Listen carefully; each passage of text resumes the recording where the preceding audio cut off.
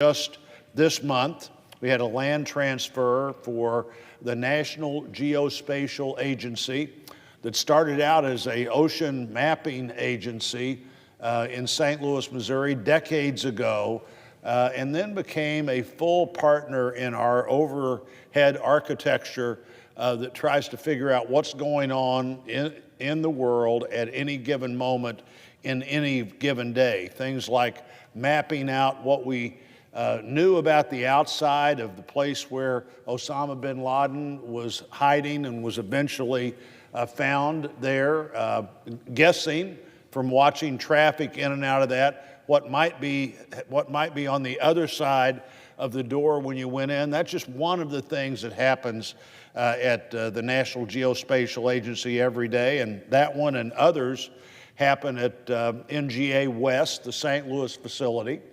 Big competition on what we should do about that. The decision was made to put that $1.3 billion new facility in the city of St. Louis, right next to, Mr. President, one of the great federal disasters of all time, where the Pruitt-Igoe housing complex, not well thought out, had to be imploded within a short time of people moving in there. Within a decade or so, it was known to be a disaster. Not too long after that, just imploded, and that sort of began the implosion of so much of that part of a city that at one time was the fourth biggest city in the country in terms of population.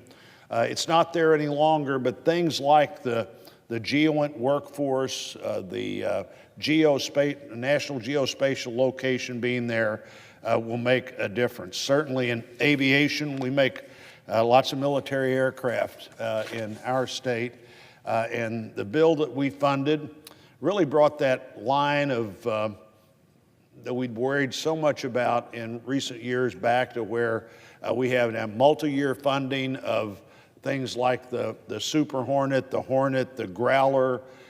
Growler, what does the Growler do?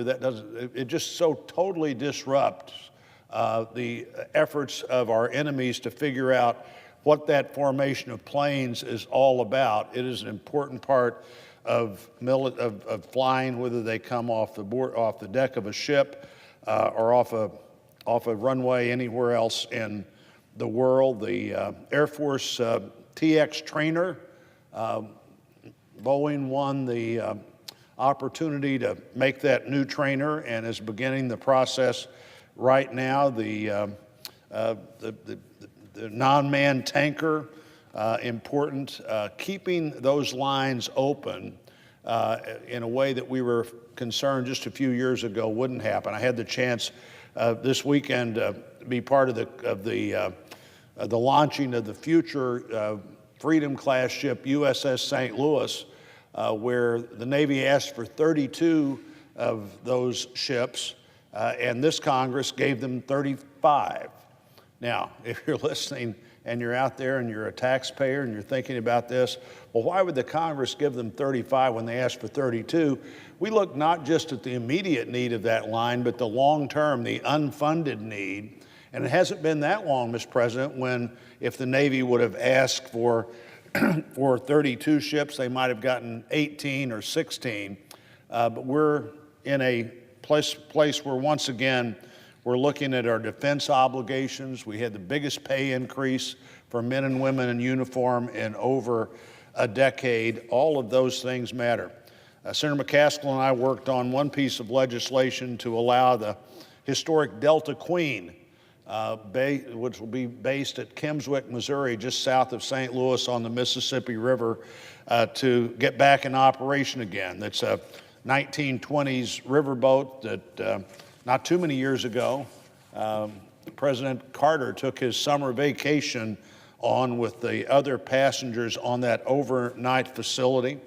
The Gateway Arch was reopened officially 60 years after the arch was built. It was time to restore the arch, but it was also time to connect the arch in better and different ways to the city of St. Louis, the historic courthouse where the Dred Scott decision was